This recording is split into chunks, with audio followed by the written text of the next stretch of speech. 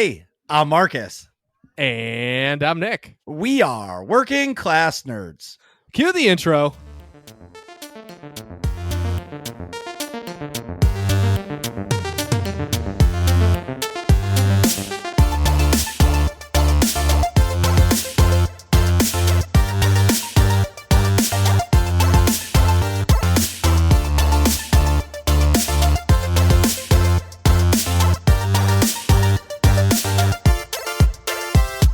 That's right, we are Working Class Nerds, the podcast that gives you no information about your favorite information. Today is Thursday, January 20th, 2022, and you can find this 137 podcast on Apple Podcasts, Buzzsprout, Google Podcasts, Stitcher, Spotify, and anywhere you can find a podcast in the galaxy far, far away or in the seas far, far away. You can also watch me play video games Tuesdays, Wednesdays, and Saturdays at twitch.tv/MarcusB814. And you can watch me play video games every single Monday night at twitch.tv/NickVern51. And you can find the both of us on Twitter. I am at MarcusB814. And I'm at Nick Vern, that's NickVern. In this week's episode, we're returning to the Sea of Thieves. And joining our crusty crew is none other than Serp. Serpentzn is our favorite Sea of Thieves streamer on Twitch and all-around awesome guy. So without further ado, Serp, welcome to the show. And what have you been up to? Thank you so much for having me. I've been great. I think a lot's been, I don't know, when's the last time I came by? A long time ago. In a galaxy far, far away. away. Yeah. Far away, So yeah. like if we're following the galaxy's timeline, there's been an entire sequel trilogy since you've come on.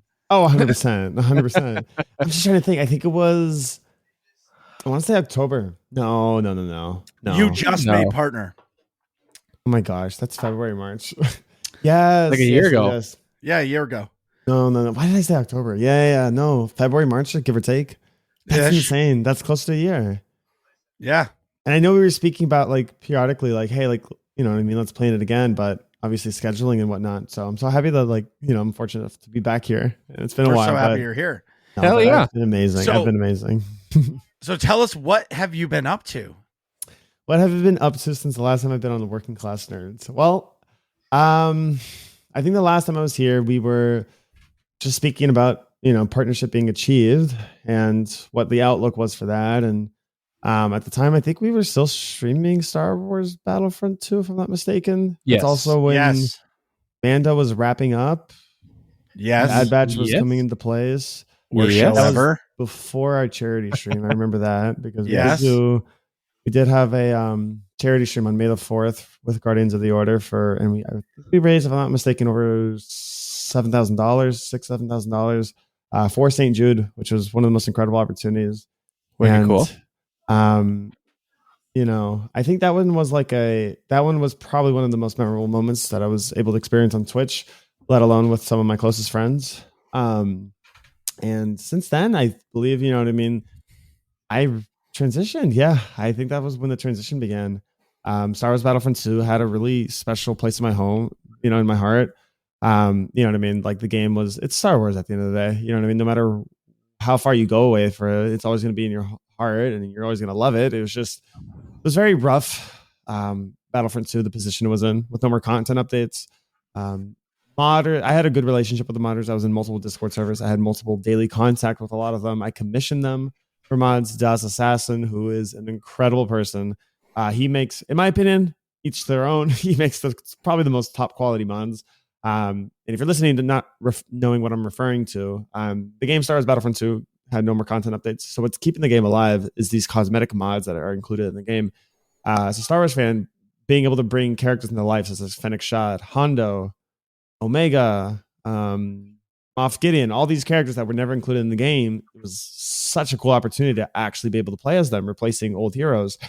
And, you know, it was a really great thing to have these mods, but I'm going to be honest with you, like with 2,500 hours in the game, no more content updates, becoming the same repetitiveness every day. It was more so like a burnout for me. I know that feeling all too well. 100%. Yeah, it was a burnout for me. And like, I didn't really, like, I still love the game, but like, I'm going to be honest with you. Like, I play it sometimes, like off stream, or I'll join other streamers. I'll join Chronic before and whatnot.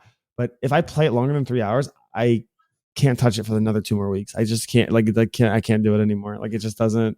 It gives me a headache because of like every single time I go in, there's a hacker or there's a stream sniper or there's something and there's, you know what I mean? It's just unfortunate the state that it's in. Considering that it's just like, there's this glitch going around like where you have to leave the lobby because you can't die in the lobby because you're stuck at 1 HP.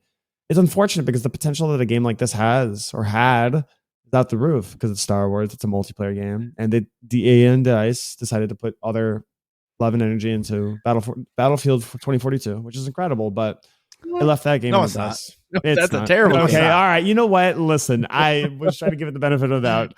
Yes, it had a horrible release, but. Yeah.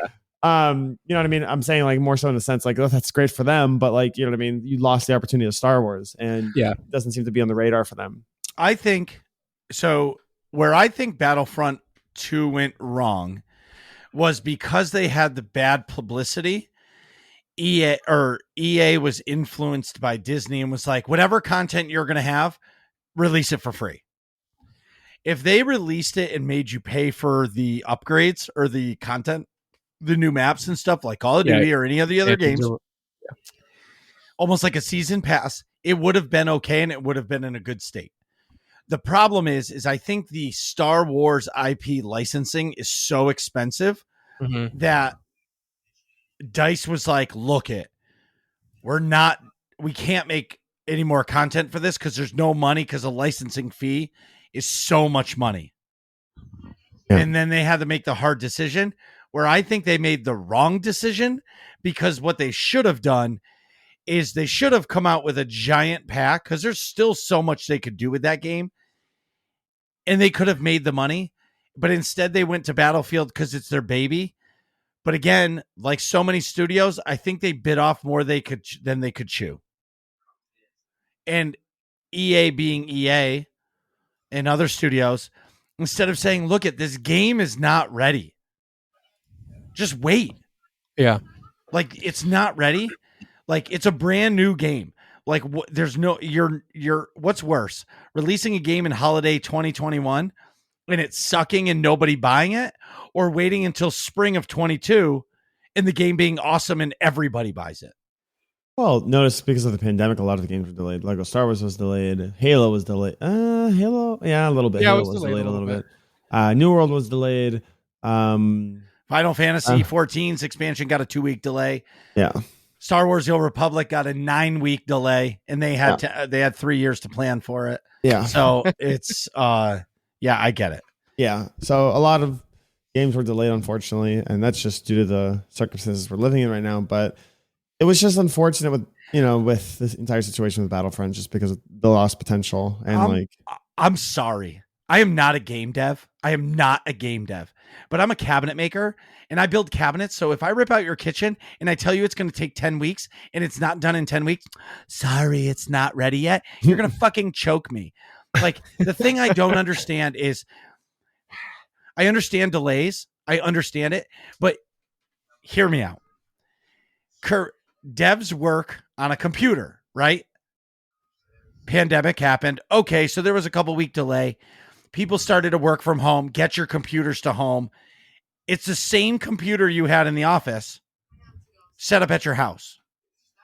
So like, do you need like a special armrest for the mouse to do your job? Like, I don't get it. That simple. Because like, don't forget, they have to, it's not like they can connect it to their regular internet.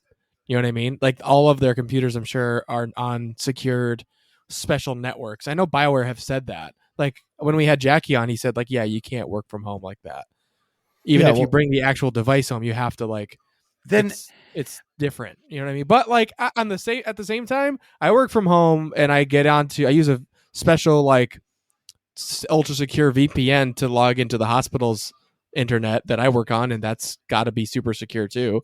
I can't imagine that's too much less secure than a game dev's internet network. You know what I mean? And I guess I just don't understand it enough. And I sound like I'm being a dick, but I guess what I'm saying is out of all the games that kept delaying, Final Fantasy 14 just delayed 2 weeks and they came out with the biggest expansion. It's like 80 hours of story content plus all the extra shit. And they're just good to go. Yeah. So I don't know. I guess for me, it it's not. I don't know. I guess I just don't understand the delays. Yeah. I understand that. I mean, I do believe. Am I coming in okay? Yeah, are you? Okay. Are we glitching? No. I think we should be good. Just double check. Okay. Well, it's so we're using Nick's bandwidth. So yeah, Nick's camera is wicked. That's what I saw. Yeah, okay. I was just yes. looking. Double Yeah, check. Nick's camera is like glitching like crazy. Oh. What Nick said though, I do agree. Like in the terms It's his of like, bandwidth. Yeah. Right, gotcha. What Nick said though, I did agree. Like, you know what I mean? Like, I do agree. Like, you know what I mean? I'm sure the type of software that you needed for this type of job may not be accessible to home at home.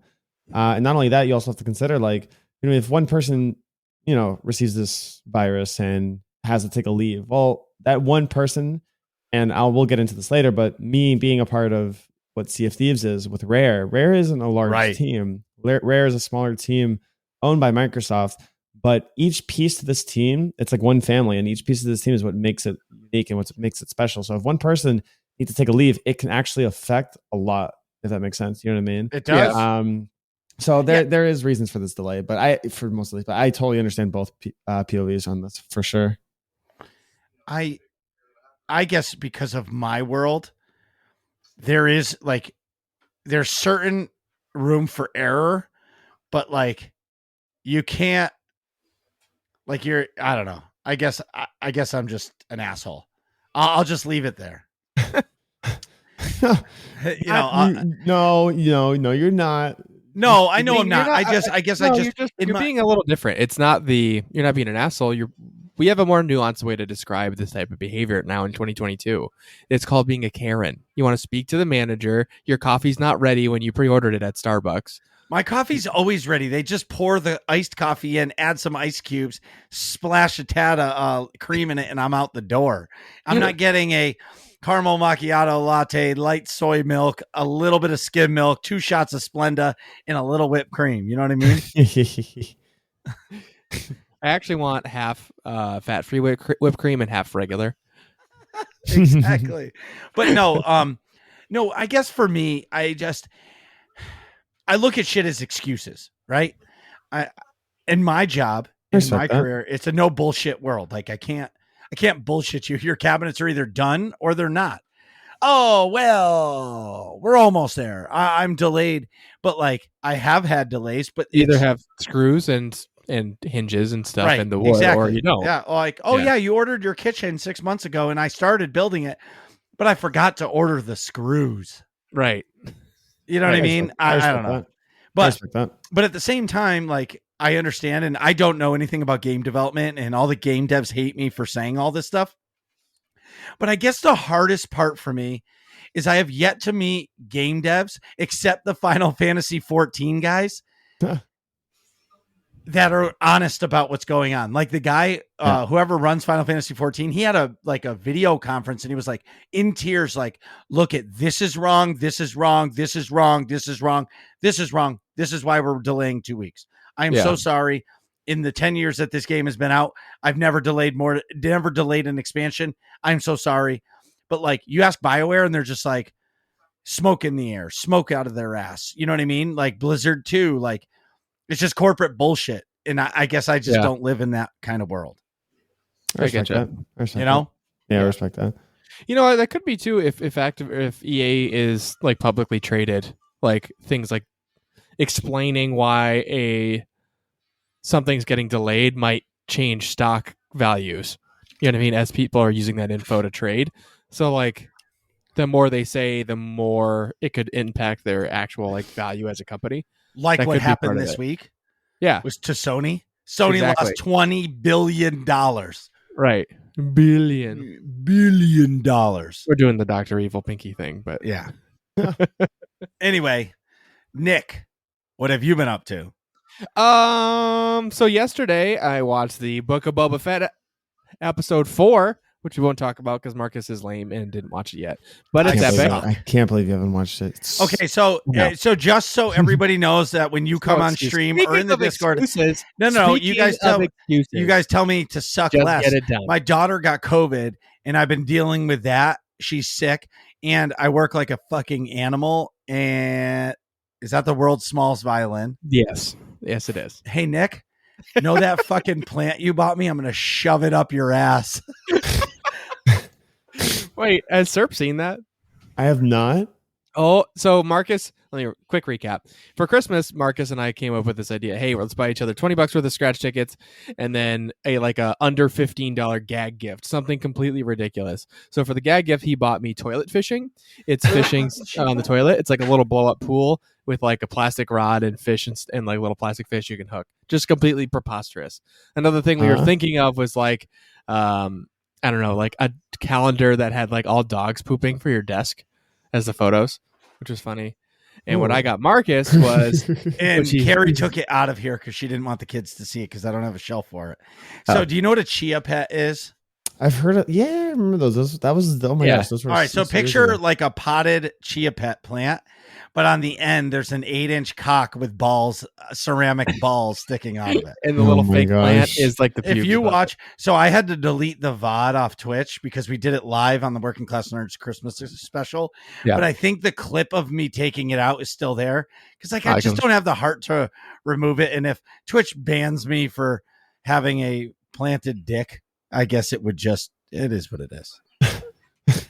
Jeez Louise. I'll dig back and see if I can find the clip and toss it in the chat. We can watch it on break, but anyways, so Book of Boba Fett's awesome. I've also been playing a lot of Halo Infinite. I'm playing it on stream and like the multiplayer a lot in like my free time, which is sweet because like I've not been a Halo person for years and years and years. I was never a big Halo guy, and then like I started playing Infinite just to give it a real like chance, and I it dawned on me, which is it's gonna sound stupid, but it dawned on me that this is a completely different style of shooter than Call of Duty. And back when I was younger and first tried Halo, I didn't get that. You know what I mean? So I'm really enjoying the Halo Infinite multiplayer a lot.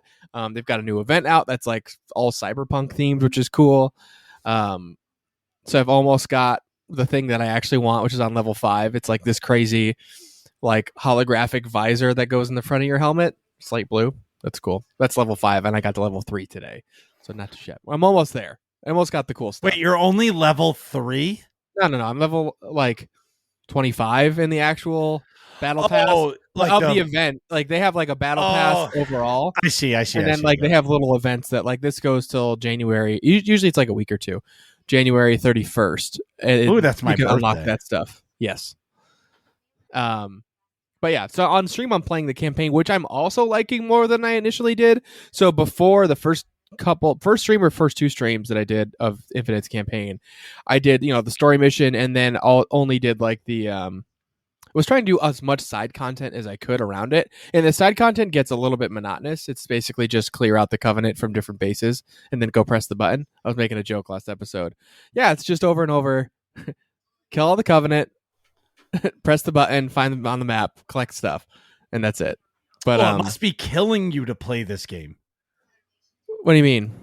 Because this is not your style of game. No, I thought it would be a little bit more RPG like. Like the only RPG elements that you get are you can find like upgrades to your abilities. So like an upgrade that makes your shield 15% stronger, or like an upgrade that makes your grapple shot like reload itself 10% faster or something like that. Basically, your Hulk Smash goes from Hulk Smash 1 to Hulk Smash 2. Exactly. So it's not real like mechanics changing. You know what I mean? Yes. It's just like, I don't know. Whereas like in Breath of the Wild, like whole mechanics change as you level up skills. But as an example, not Breath of the Wild, sorry, Horizon Zero Dawn. Whole mechanics change as you like change your upgrades and stuff. But I will say I played only the story missions essentially this last stream, and that's way more enjoyable because then you actually get like cool story content and like as to what the heck's happening in the story, and it's way less monotonous. So on stream I'm just going to stick to that and just only do the story missions, and then I'll try and get in like off stream and do a couple side missions so that I'm not under levels when I go to do them on stream. But that's proving a way better and like an enjoyable time. And I think last stream was way more fun because of it. So also the Moonlight trailer came out, which I was pretty pumped about. Did you guys see that? Yes. Serp, did you see that? I don't think I saw that. No, Are you So- a Marvel person? I do more so Star Wars. It's always been more Star Wars for me. Like, Yeah. I like Marvel, but it's never like something that I'll go like crazy over. You know, I enjoyed WandaVision. I enjoyed Black Widow. Some of the new things that recently came out. I still am yet to watch the new Spider-Man. I've been planning on doing that and haven't had the time to, but That's a I great haven't had movie. time to go to the theaters. I actually, you know what? I might something this weekend. But no. Like, yeah, I love Marvels, but always been more Star Wars. Like, Star Wars is something I always went crazy over. Not necessarily Marvel always. Yeah, this show I'm particularly excited about because it's completely unique from anything that is usually in Marvel's like wheelhouse. The overview of the character, at least from the comics, is he has a couple psychiatric things wrong with him. He's got dissociative identity disorder, or what used to be called like multiple personality disorder. So he has like 3 different personalities at baseline. One is like a regular dude that works in a Egyptian like museum. One Walk is like an Egyptian. one is like a mercenary that's like trained in all the martial arts, can shoot everything, and like a CIA spy type of dude. Just And call him Jason Bourne. And then I forget what the third one is, but Crazy evil guy. no, I don't know if that's the third one or if he had another regular person type third one, but.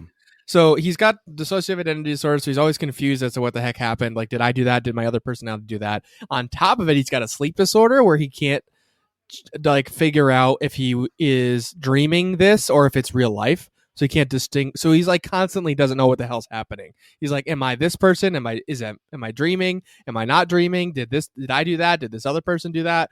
And then to throw on top of that, he gets possessed by the Egyptian god of the moon, whose name I don't know, and that's when he becomes Moon Man. Moon Knight. So it's just like a Batman style character, like vigilante justice. Have you type of guy. seen the new Batman trailer? Yes, it's amazing. The Batman. I'm really looking forward to that too. So, question for you guys: Marvel or DC? Marvel. Okay. Yeah. Okay. I like DC, but I definitely prefer Marvel. I'm There's not more like content for Marvel. I really, really, really like the premise of Superman.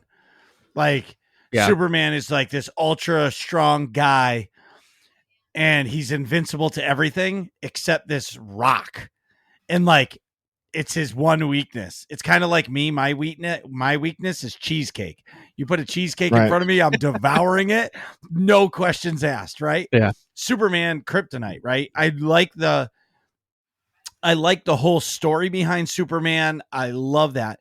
Batman, like, I like Batman. Don't get it wrong. But I'm going to be honest with you, like, a dude that just takes karate and puts on a suit and like decides to like help the world, cool. But like in reality, dude would be dead.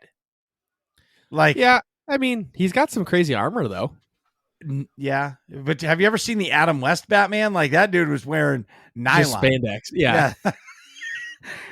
Like a bullet would have killed that dude. Oh yeah, for sure. But I mean, anyway, a wicked cool scene. I think it's the same cinematographer for this movie or something like that as Rogue One. And like, there's a scene in the trailer where like he's walking down a hallway and like a hail of gunfire, and the only light you see is the gunshots. Yeah. And it's just like pinging off of his armor like crazy, and it looks like Vader. And then he just beats the shit out of all the thugs, and he looks like Vader down the hallway. Well, like where the only light is his lightsaber, the only light is the gun, and it's wicked, like intimidating looking. If you have the best scene ever in all of Star Wars, there's no scene better than that moment. Yeah. Like, there's me. Hey Nick, take the data disk. Here you go. And you go. Instant death. Like, we're done. Like, go Nick. I'm okay. Yeah. Deuces. You know what I mean? Like, the greatest scene ever. Yeah. Of course you're going to recreate that if you have another chance to. Yeah. So, I mean, this Batman in The Batman, played by Robert Pattinson, looks wicked cool, and I'm really looking forward to it. I like how it's like darker and gritty. It's like obviously leaning heavily on like the film noir thing, and it seems kind of like this version of Batman is not really going to be such a good guy. You know, he's got some like... But that's who he is. He's not a good guy. Yeah, which I like. I like the authenticity. Like, give me like anti-hero characters, you know? That's my shtick. Serp, are you a Marvel or DC guy? I'll take Marvel over. Okay. Just because there's way more content, I believe, in my opinion. Yeah, but definitely. some DC movies, like I love all like Batman: The Dark Knight is my favorite non-Star Wars film of all time. Favorite Is film that of the all Heath time. Ledger Joker? Yep. Yeah. I think it Hands was down, one of the best superhero movies ever made. Yeah, Agreed. one of the most phenomenal performances of all time. The sacrifices he made. If you really, really go into depth, and if you really research like what he went through throughout that role, he locked himself in a hotel room for months, isolated himself, wouldn't eat, so he would drive himself crazy. So so he could fit into the role. Every stunt you see, anytime he gets punched, that scene with the interrogation room. Those are real, like, you know what I mean? Those aren't like those aren't like real fake. punches. Those are real bruises. Those are real hits because he wanted to feel pain when he did it. It was nuts. And I don't think I've ever seen anyone put that much into a role before. And it's actually insane. It's incredible. My question is I wonder, and I don't know this, right? Because he looked like he was fucked up, right? To get into that role. I wonder if being the Joker pushed him to do the drugs that killed him. I heard he had problems before that. I don't know. I heard. I don't either, but I'm sure that certainly doesn't help. Didn't help. You know, didn't help. It can't possibly help to put yourself in like that type of a mental state. But I didn't know that like he went through all that. But if you think about it, like think about some of the other actors that have done that. Look at was it Christian Bale? Christian Bale's done some crazy. Like how many? Like transformations he's gone too. skinny, he's gone fat, he's gone skinny, he's gone fat. Matthew McConaughey, same thing. Yeah, like crazy. And Joaquin, oh my god, Joaquin Phoenix, yeah, like what he went through for the Joker himself, like. But I think that's the difference. If you look at those two Jokers, and then you look at what is it, Jared Leto's Joker? Oh God, it looks like he walked out of his movie trailer and was like, "Hi guys, how's it going? Slap some makeup on. I'm gonna be the Joker." You know what I mean? Yeah. I don't buy it nearly as much. It's right. You have to do a lot to make it like a unique character. But then he did a really good job as Mysterio. That's not Mysterio. Jared Leto's not Mysterio. That's Jake Gyllenhaal. Oh my God, I'm an idiot. Come on, man. Wow. You've got a yellow card towards your nerddom right there. Wow. I feel dumb. Anyways, moving on. One more of those and your passes are getting It's revoked. fine. It's fine. It's fine. We're all fine here. We're all fine here. Nick, what is your next game going to be for stream? Oh, so Marcus, you were right. It is April 5th, by the way, so that might not work out too good. Unless I change when I do the birthday stream. But I was going to say Lego Star Wars The Skywalker Saga comes out on April 4th on my birthday, but it's actually the day after. Well, that's I was going to stream it. What day is April 5th? It's a Tuesday. So Tuesday. I'll stream the 4th. You stream the 5th. Boom. Yeah. Well, birthday to be determined, stream. But that would be cool to do a birthday stream with the Skywalker Saga. Yes. On the day it releases. Well, but I'm sure you and everybody else on this planet is going to be playing that game. Oh yeah. I mean, I want to play a little bit. Like I never got super duper into the Lego Star Wars games, but like whenever you go over a friend's house as a kid and they had that, it's like you definitely were playing that because you could play co-op or just trade off levels. You know what I mean? It's such an easy jump in and jump out. This is like, so the rumors are there's like 80 hours. Yeah. I mean, like you're going to go through the whole like you're going to pick the saga, the trilogy, and you're going to do the whole thing. And like, I heard it's like long. Yeah. I mean, it makes sense. Yeah. It seems like it from the gameplay trailer that came out like yesterday or today. Did you see the gameplay overview trailer? It was like 13 minutes of them explaining like everything you're going to be doing. And like the galaxy map is insane, dude. Yeah. You can all the different planets and stuff and list of characters. Yes. I think there's 200 characters that are playable. That you can play in free play mode. Yep. Yeah. So you can't do the story mode, but then afterwards you can go through in free play mode and play as anybody. That's cool. You can like fight. I want to be a sand person, a Tuscan raider, or the Tuscan people, the Pike killer. Yes, dude, I can't believe you didn't watch episode 4. It's great. It's not. I don't know. It's amazing. So what do you think? Episode 2 or episode 4 was better? Might be my favorite. I think it's my favorite. 4. Yeah, it's definitely a tough call because I'm going to tell you right now, episode 2 is the best piece of Star Wars content since the Clone Wars. Like the single, like I sat in my seat and was like, this is Star Wars. Like, I don't know. There's some everything Mandalorian else, episodes that I love too. not like that. That one hit here in my heart, in my Serp logo. Oh yeah, everybody, I'm a fanboy today. I have my Serp shirt on because I'm a wicked fanboy for Serp. I think the episode was amazing. I obviously don't want to like. I'm trying to like think of words here without like words to describe without spoiling things. it. Yeah, but let's just say it was something special. It was really something special, and I feel like the direction it's heading in will set the tone for the rest of the season as well. Agreed. I like how also all of the trailer footage that we saw in promo footage is like is done now. So like all the footage, anything we might have seen ends in this episode. So like now we really have like no Rockstar's breakdowns or anything like new Rockstar's breakdowns, or Screen Crush or whatever. Know anything about what's going to come next for the next 2 episodes. Correct. So that's exciting, and like the plot details, like certain things wrapped up. So like, okay, now what's going to happen? I'm looking forward to the next 2. That like it's obviously going to lead into another series, whether it's Ahsoka or Mando season 3 or something like that. It's going to like. I'm sure it's going to cliffhanger into something else that I'm super pumped about. But basically that's it for me. So Marcus, how's it going? And what have you been up to? Oh my God. So I'm going to first say that I hate technology. Okay. I get in my new office. I'm streaming. I think it was like my first stream or second stream in the new office. I'm getting comfortable. I feel really good. And all of a sudden, like I just touched my webcam to show everybody this piece of art that I just hung up. And when I did, fucking camera went out. And then as soon as the camera went out, it must have like shorted out somehow. So the USB hub stopped working. Wow. Like shut down. Okay. So then, on top of all that, I had to shut off stream early, which it wasn't really early. I think I was just at the 2-hour mark, which is fine. But it's so frustrating when your shit doesn't work. Then, as soon as I changed the camera and like logged back in, everything was all banged up. Like everything. What do you mean? Like all of my settings were like reset, like it like reset everything in Streamlabs. That's obviously weird. Like all like the layouts were the same, right?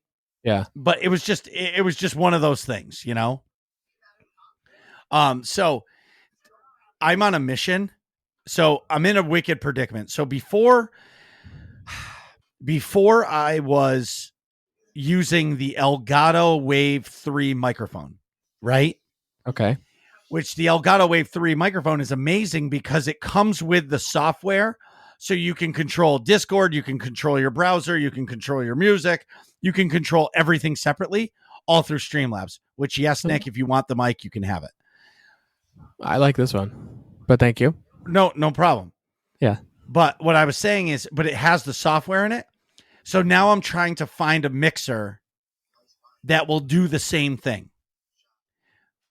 The problem is the Go XLR only has one XLR port, and I need a minimum of 2 because of the podcast. Oh, you mean which mixer you should get? Correct. Why don't you get the one that Kitty has? Because it's $600. Oh. I thought it was like 3. If it was 3, I would have already bought it. Yeah, because the Go XLR is about $200, right? No, it's like, well, if I get the real Go XLR, it's $400. If you get the Go XLR Mini, it's $200.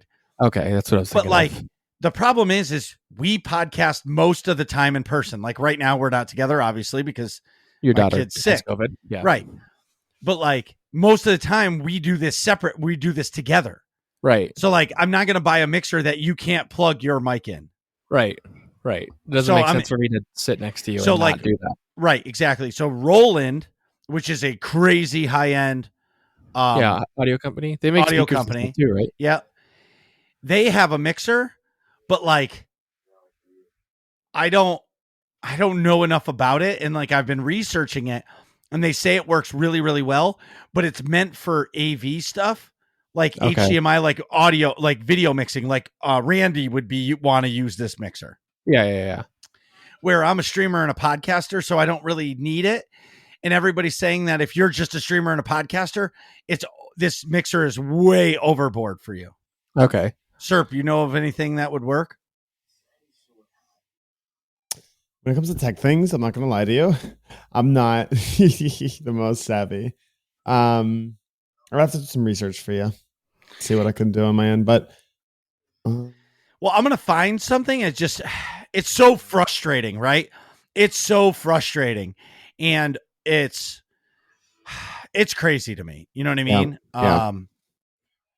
And it's hard because like I want it to be, I want to make it work because clearly I don't know how to make the mixer that I have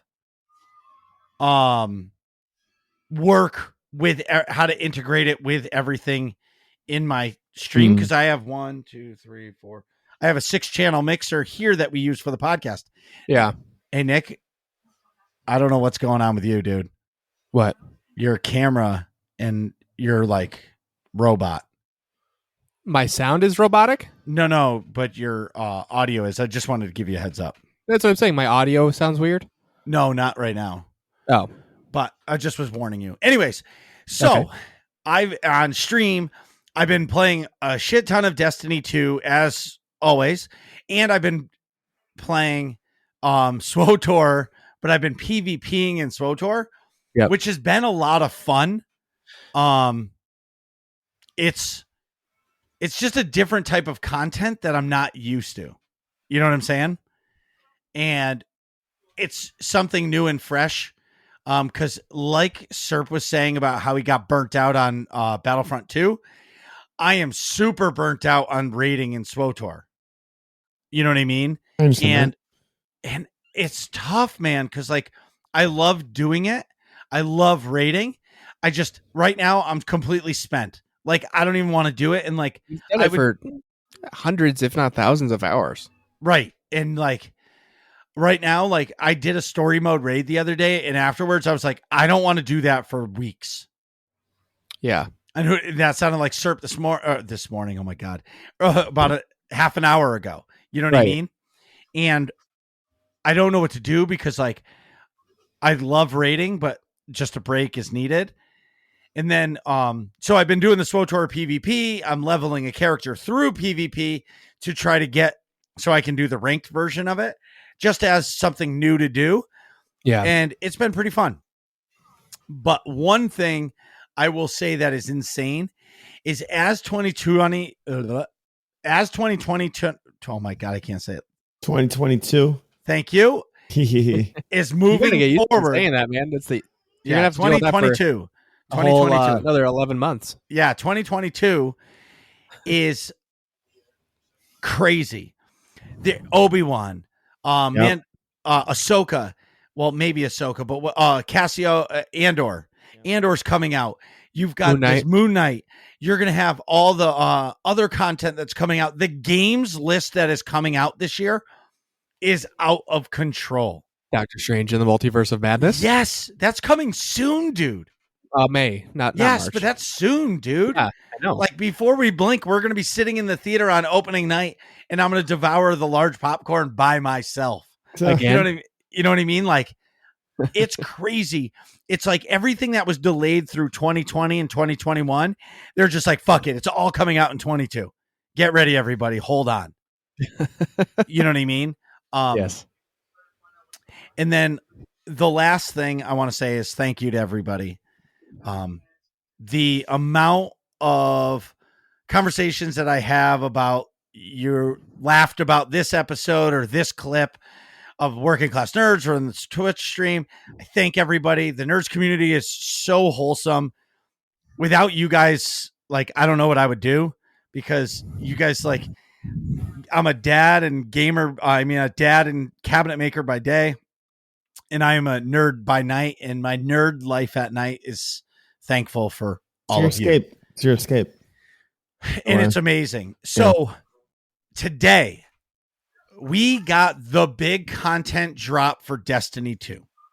Okay. March 5th, which is 2 or 3 weeks after the Witch Queen releases on February 22nd, 2022. So 2/22/22.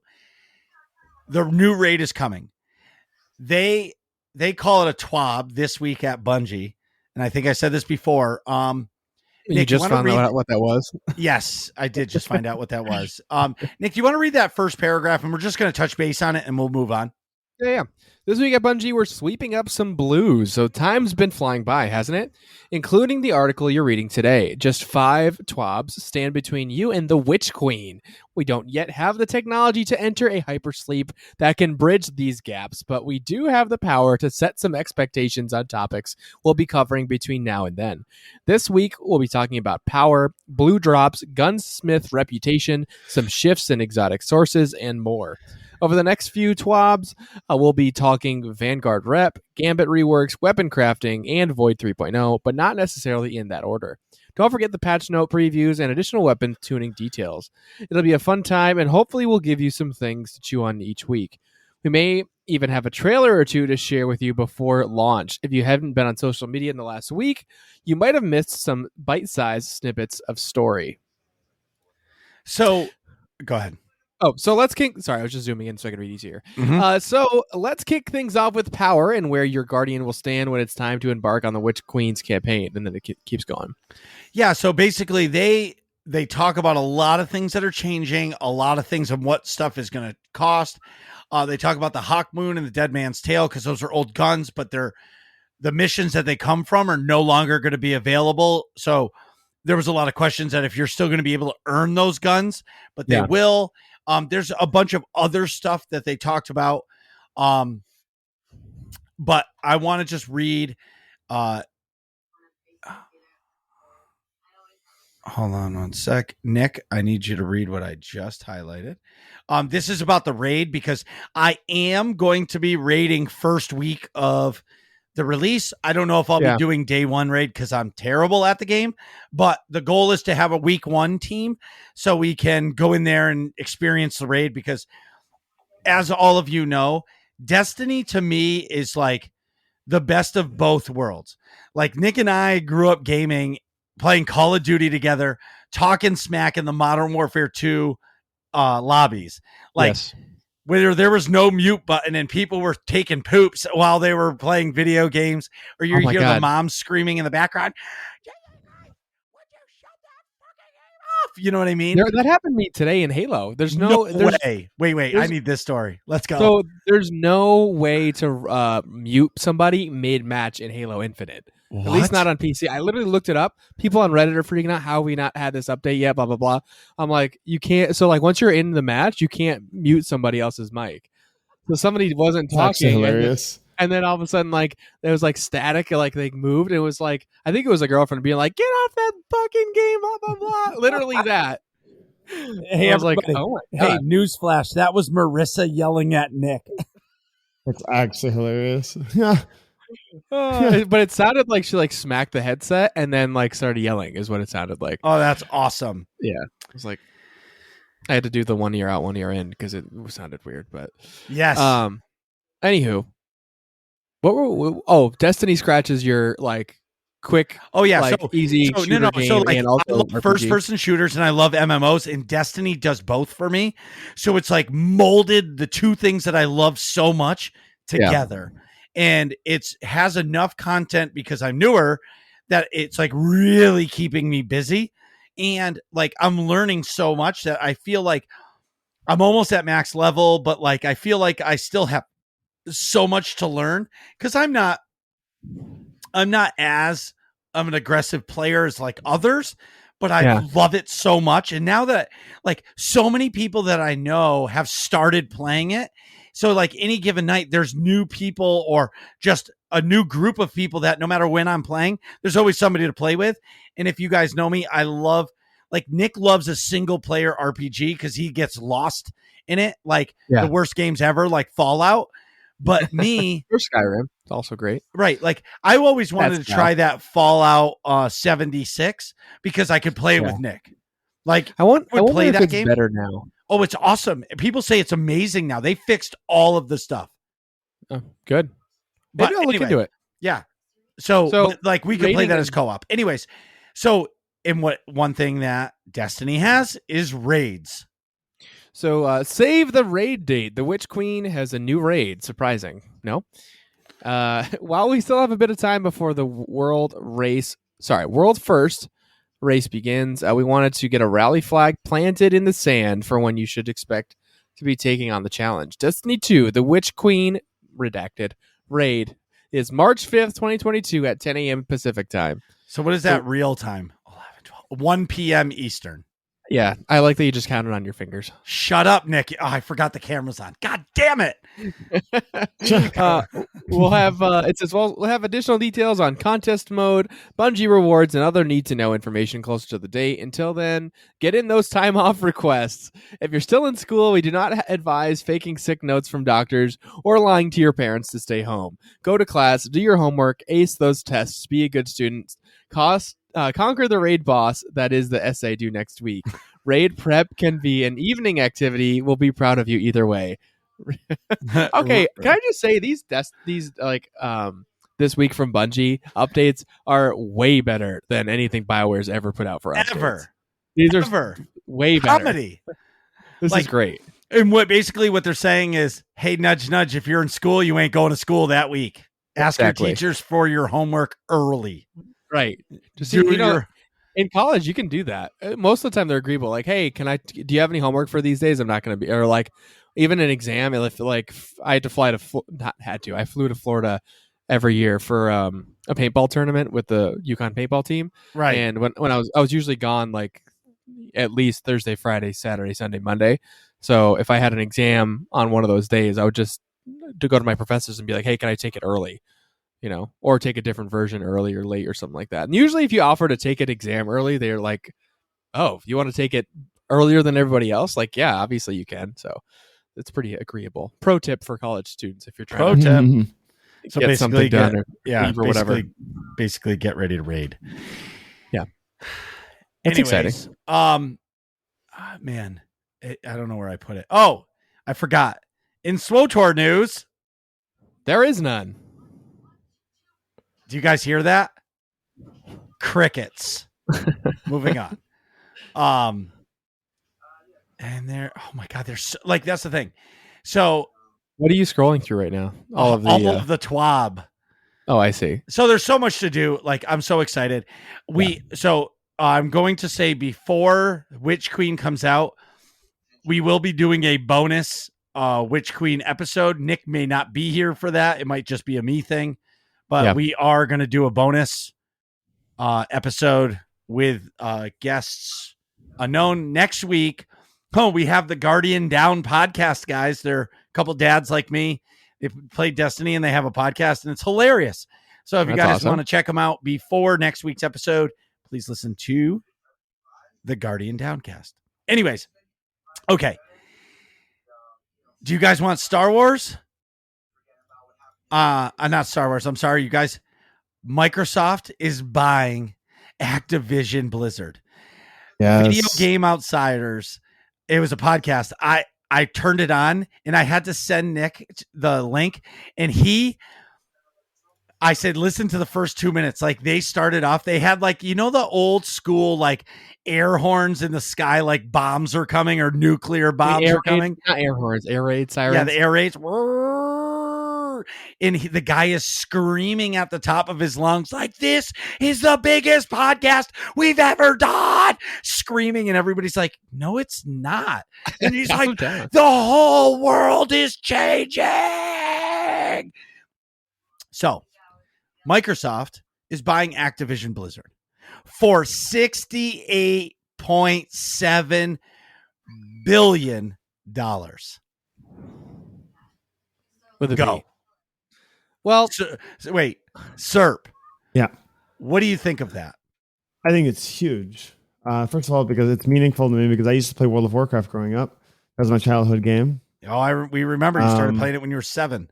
Yeah, I played it for years and years and years and years since Classic, Burning Crusade, Lich King, everything. And like to see something like that and to see like what I'm playing full time now and streaming full time now, Sea of Thieves, and to see like the two worlds like combined, it's like not necessarily saying that it's going to be a crossover or anything like that, but like it's pretty special in my opinion. You know what I mean? And Yeah. I don't know, just seeing it, it's like it's huge. It's huge. And I know there's been things that have been, on and off with Blizzard over the last few years and whatnot.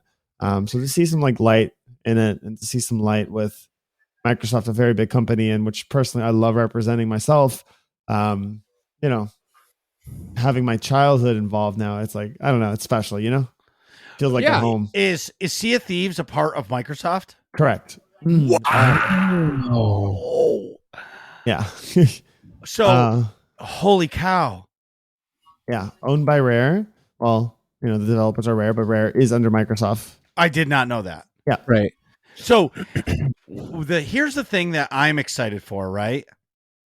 Is that finally, like, it actually makes a difference now. IGN actually said it perfectly. They said it's no longer a console war, it's a content war. Yeah. Right. And I feel like Sony for years, like, put steroids in their arms and they got all jacked. Yeah, we've got the best exclusive. Yeah. And they did, right? So in the beginning, in the early PlayStation days, you had the Spyros and the Crash Bandicoots. Then you had the Xboxes and you had the Fables and the Halos. Yeah. And, what was that game? Crackdown and Forza and Gran Turismo with Sony. But then over the course of, like, I would say the end of the PlayStation 3 with like SOCOM and all that, it really kicked into high gear with the PlayStation 4. Exclusives. The exclusives were like incredible. Yeah. Obviously God of War, Spider-Man, Horizon Zero Dawn. You know what I mean? Oh, Just the to name list a few goes big on. ones. There's a ton of them, but like a ton. But where I am excited for this for a few reasons. What I'm excited for, forget about the exclusives. 2 words: Game Pass. right. So you can pay $15 a month and get any game you want on Game Pass. Like, yes, you don't own the game, but you play it as long as you want to play it. And all of it, like, you download it onto your hard drive. Your save files go into a separate save file. So even if you delete the game from your hard drive because you don't play it anymore, you save your save file. So if you re-download it later, you get to play the game where you left off. You know what I mean? And it's going to change the way we game. Now, here's the big questions. Call of Duty is the most. So what's the number one game that was sold on PlayStation last year? Call of Duty. So is Microsoft going to say, hey, Xbox and PC exclusive game? Probably not. No, I don't think so either. Yeah. But all of the first party games will. But see, what I like about Microsoft or their business model, they don't actually care about the Xbox console. Right. Like, they have it because they have to. They care about it it comes out on day one. Most of their releases, like Halo Infinite, day one was available on Game Pass, PC, and the console. Winning. Yeah, I think their goal is just to get people in that Microsoft, like, I don't know what the real word for it is, but like universe or like space, if you will, like the Microsoft store, just being involved in the Microsoft like universe or whatever, like having a Microsoft account. Your Microsoft account is linked between your PC games and your Xbox. Purchase well, if you don't even need an Xbox or whatever, so they don't care about if you're playing on a console or whatever, but they just want you involved in Microsoft because then that might lead to other purchases and like other stuff for you to be involved in with Microsoft. You know what I mean? Here's the next thing. Does Battle.net, the Activision launcher, become the launcher for all Microsoft games? Because the BattleNet is awesome. I remember that. Yeah, I remember that. Because why would they ever put it on their Microsoft store when people already have BattleNet? BattleNet. All I mean, they I'd have to do is imagine. upload their games, and they can keep it BattleNet. Just upload every Microsoft game they have. Because that launcher works fantastic. Yeah, I like So BattleNet this a lot. chat, like other than Steam, BattleNet works the best. Yeah, agreed. Steam and BattleNet are the two best. I don't know. See, like I feel like they're going to keep a lot of stuff the same initially, and then slowly roll stuff out. What I'm pretty pumped about is like quality control stuff. Like I'm sure, like I know Activision has terrible like HR problems with like their lawsuits with like their sexual misconduct things and all that, but also like a lot of the Call of Duty, at least with Vanguard and a little bit with Cold War releases, Vanguard is just like a shell of a Call of Duty game and is terrible and super buggy and stuff, but also has like way less content. So I'm hoping with this purchase you get a little bit more like quality control or like an up in quality on top of the fact that what you're saying, Marcus, this becomes like a content war, not necessarily just like selling consoles. And like that's just great for us consumers, right? Because now I'm hoping that these games will be polished at launch and not, disasters. Because at least Sony has put out like with the three big exclusives that I can think of, God of War, Spider-Man PS4, and Horizon Zero Dawn. Like those were super polished games from the start, and also happen to be great games. So I'm hoping with like some oversight from Microsoft between Bethesda and Activision, you get some epic, polished, finished games at launch. So to avoid like, what happened with Battlefield 2042, what happened with Cyberpunk, what happened, you know what I mean? A lot of games that come out recently, all games that have been coming out recently have been disasters at launch. So Hey, true. And like Serp, basically fraudulent in my opinion. Serp, how does Sea of Thieves work? Like, do you buy the game and then that's it? You're done? So personally, I have it on Steam. However, you could purchase it on Xbox. Like, obviously, it is a Microsoft product, so it is only available on Xbox and PC. Yeah. So you can either install it through Microsoft or Steam. Those are like the main two ways, and you just have to have an Xbox account linked with it. Basically, in a nutshell, it's very simple. But is it buy it once and you're done? Yeah, that's what I did. One-time purchase. Yeah, just Didn't you play it, Marcus? I bought it, and I think I played it once. Well, it's time to play it twice. Well, I would play it. Listen, Serp, I'd play any time with you. If we set up a time and we said, hey, January 22nd, 9 p.m. Eastern, we're playing Sea of Thieves, I would 100% do it. Like you got to schedule it because you're busy. It just has to be scheduled. I'm not opposed to playing anything. I'm the king of the play it once or twice and hang it up game guy. Right. I even bought the strategy guide. I haven't said that in a long time. I know. Have you, sir? Do you know the backstory of that? Quick sidebar. No, I do not. So Marcus used to only play Star Wars: The Old Republic, and basically that's it. So and literally, like even off stream and whatever. So like he would buy like the big popular games as they would come out, Call of Duty or like Red Dead Redemption 2 or whatever it was, and buy the strategy guide as a way to like motivate himself to like play more than once. But it never worked. So he always just had like a shelf of strategy guides of games that he never played or played for 2 hours, and that was it. There's so many. So as I've unpacked my office, as I've talked about, like all my art is starting to come out. I haven't seen it in 3 years, right? Yeah. As I'm doing this, I found like the Rubbermaid totes. Yes. I found a Rubbermaid tote that legit has 30 strategy guides, hard covers, like quality stuff. Like I have the Mass Effect 1, 2, 3 hardcover strategy guides, Assassin's Creed, KOTOR 1, KOTOR 2. I have the Explorer's Guide for Star Wars: The Old Republic. Like if you name a game that came out that was like super hype, I probably have the strategy guide for it. I even have, I have the strategy guide for Mortal Kombat 2 for the Sega Genesis. I have the strategy guide for NBA Jam, which I hand wrote all of the codes for it. So like if you want to play as Hillary and Bill Clinton, you can.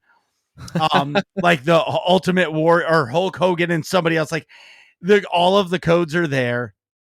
And I found the Game Genie book from way back in the day. Like it was like Nostalgia Town. And then I found a picture of me when I was like 17 and I had spiked hair. Yeah. And I had big silver loops in my ears and I was like 140 pounds soaking wet. Yeah. I was like, Marcus is 6'2"? 6'3"? Yeah. 6'2". 6'2". Yeah. Nice. So he's a toothpick.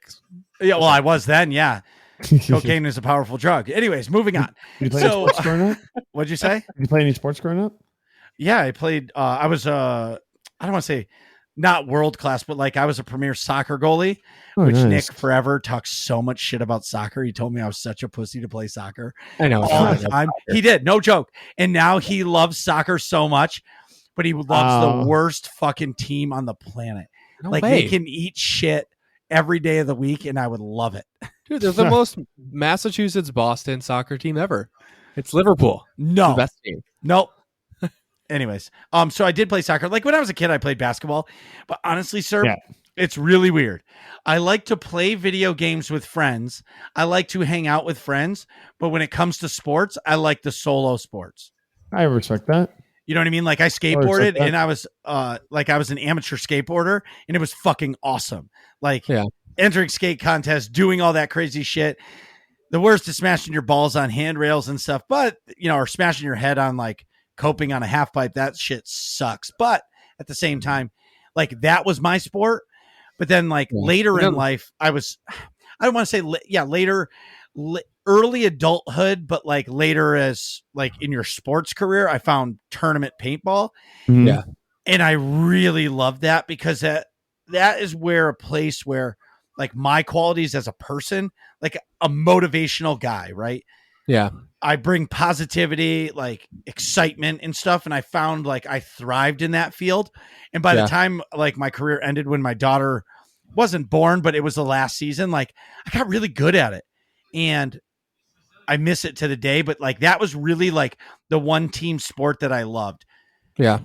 I wasn't a big fan of the traditional sports because I think like traditional sport coaches and me don't mold because I learn a different way. Yeah. You know what I'm saying, Serp? And I know you were like D1 college basketball player and all that, but like you ever have a coach that just you didn't mesh with? like multiple? Yeah, exactly.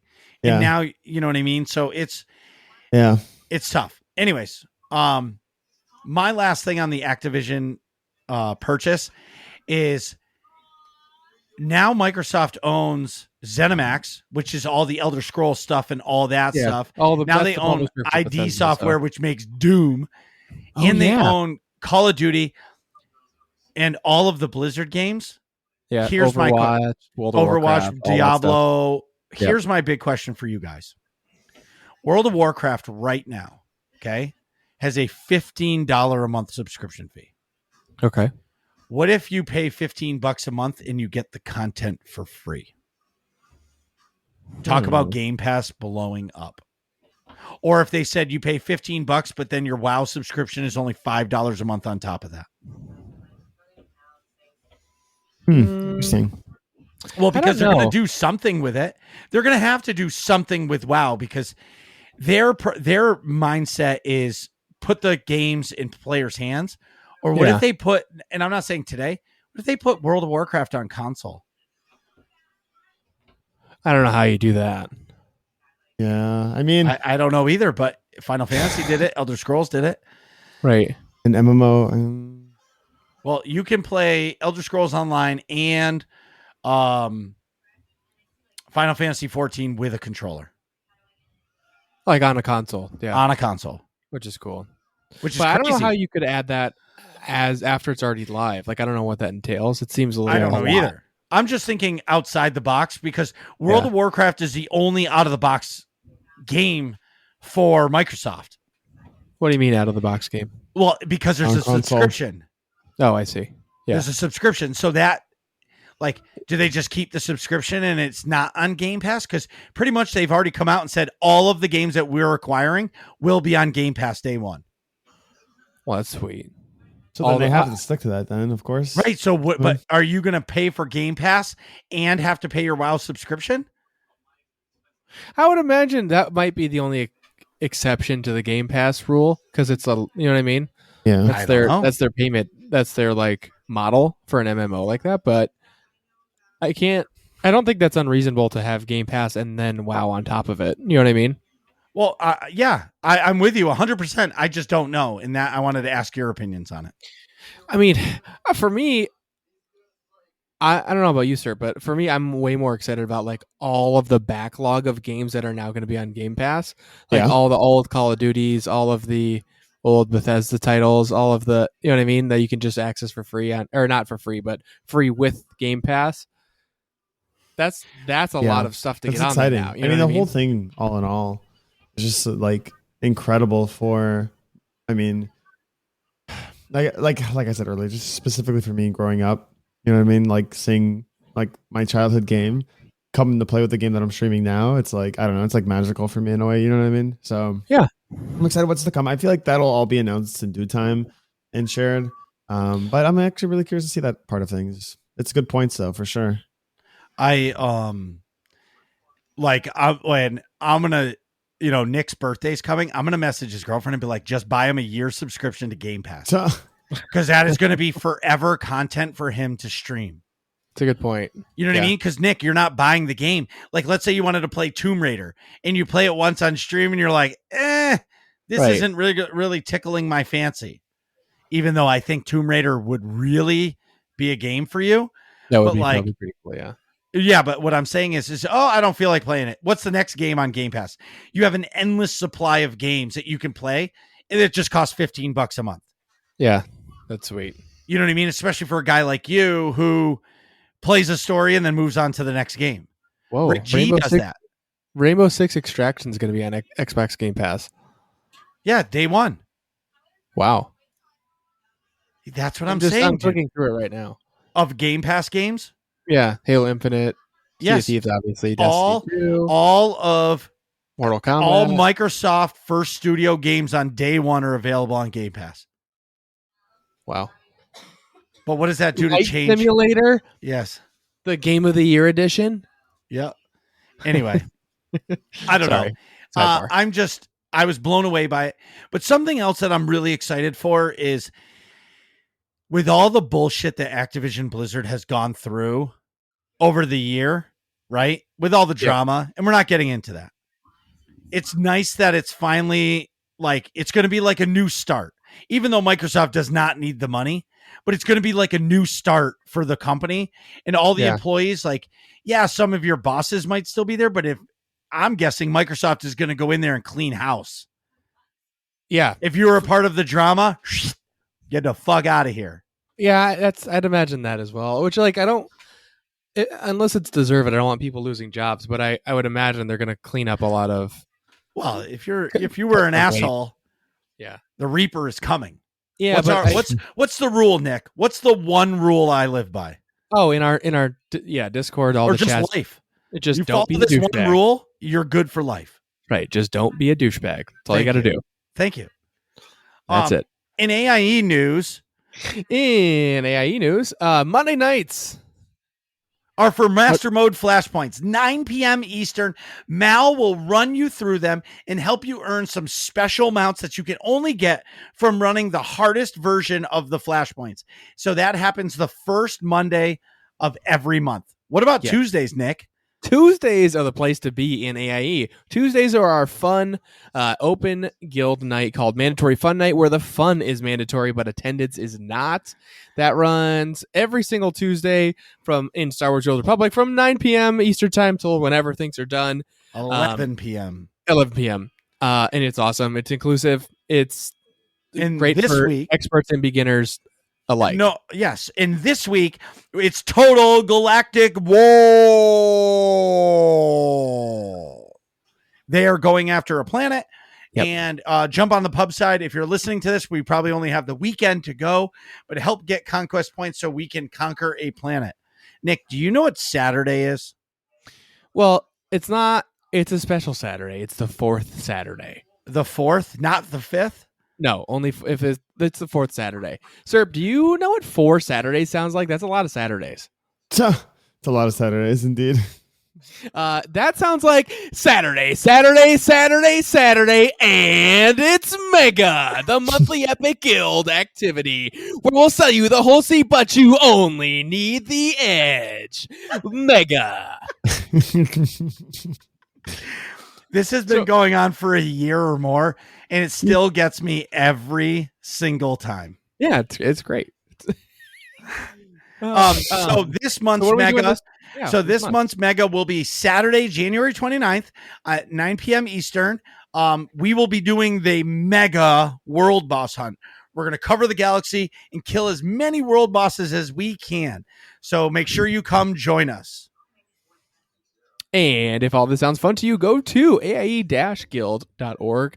Get our Discord information, the link for which you can find in the top right-hand portion of the website, and ask for a guild invite. Whether or not you play Star Wars The Old Republic or any of the other games that we play, we would love to have you. Nick? Well, I see it's really weird not sitting next to you. Yeah. So I can't see your leg going a million miles an hour, or you're like bebopping. You got to pee? Yes. As always, I do, so we'll be right back. Jeez, Nick, hurry up. We're trying to finish this podcast. And we're back. So today we're talking with Serp, seeing what he's been up to, asking him some spicy, in-depth questions. Marcus, you want to take it from here? Yeah. So since the last time you were on the show, you have gone through a lot of changes. Right. And I've noted some. You stopped playing. So you achieved partner. Congratulations, by the way. Thank you. I Yep, that was appreciate the last time you were on the show. You stopped playing Battlefront 2. You started to play Sea of Thieves. You became a Sea of Thieves partner. Now you're streaming more than ever with more viewers than ever on Battlefront 2. And my last statement is, what the fuck is a Twitch drop? Yeah. Okay. Okay. So like, let's start off. Like, I know you mentioned it earlier about how you stopped playing Battlefront 2 because of Correct. the content. Correct. But what made you pick Sea of Thieves? You know, I remember in around the time of like February when we achieved Twitch partnership, Dr. Chronic, Mr. Bofian, and Warrior myself every 2 weeks, every 2 to 4 weeks, we would do squad streams. So we'd always try to find like a new squad stream so we could all do together, find a new game. And, you know, we were huge fans of The Longest Johns, who's sings sea shanties. The music is incredible. Fellow Sea of Thieves partners as well. And I don't know, we just had this one day, we were like, let's just play Sea of Thieves. And I'm like, okay, I'll host it. It's my turn to host. Let me host it. So I played it that one time, didn't know a thing about the game. But something just attracted to me about it. And something in me was like, okay, like, I don't know why, but like, you don't ever know that. It's like, you ever know that feeling when you enter a new game and it's like, you're a new player and like, there's so much to learn. It's like the best feeling in the world when you're like brand new. There's no better feeling in the world than it. And I was like, okay, I want to get good at this game. I want to grasp this game. And I don't know why, but I had a passion for it. I just loved the game. And so I just started playing it all the time. And that was also when my love for Battlefront 2 started to kind of, dwindle a little bit. And it was bad because like I would take days off because like I would not know what to stream. I would be like, I don't want to stream Battlefront today. And I would just end up taking the day off, working on a few things, and find myself just thinking about Sea of Thieves. And like I decided one day, most streamers take it different. First of all, before like get into anything, like transitioning is one of the most difficult things in streaming. Yep. There's fears that streamers have, whether some people will admit it or not. Number one is transitioning games. Number two is when you take a leave or off days or like mental health breaks and whatnot. Mm-hmm. Those I would say are the two biggest fears in a streamer in terms of like, their community and whatnot. And for me, this was like one of the biggest decisions I had to make. And most streamers, when they lean into a new game, they usually do half and half. I'll play Battlefront and I'll go into Sea of Thieves later. And I'll introduce it with half and half, which is a very smart approach. For me, I just said and I just literally just went right into it. Do you have a swear button? Yeah. Wow, no, that was awesome. But no, in all seriousness, I was just like, seriously, like, I can't, like, I'm not going to sacrifice my own mental health and play a game I don't want to play really and not be happy when I could be, when that time that I could be, that I'm playing Battlefront 2, I could be playing Sea of Thieves. And you know what I mean? So I was like, let's do it. Let's just go right into it. Let's just go right into it. And I did. People would ask me every day, what are you doing? Why aren't you playing Battlefront 2? And I had that question every day. I lost followers every day. I lost people in the community, people every single day. I became like kind of immune to it at that point because everyone, like, you know, more and more people would leave every day because it wasn't Battlefront 2 and they were only there for Battlefront 2. And I did not use a face camera at the time. So I didn't have a personality behind the camera. It felt like, and when I told myself when I'm entering CFDs, I'm like, if I'm entering CFDs, I'm going to use a face camera. And I think the last time I was here, I did not use one really at all. No, you did your face reveal. Right. Yeah. And then it was after like my birthday stream. I remember we transitioned to CFDs around May. I was like, I want to have a personality. This is what my life, this is what I love to do. And I want to bump it up a notch. You know what I mean? Every cent I own every cent I make from streaming, I always invest it back into the stream.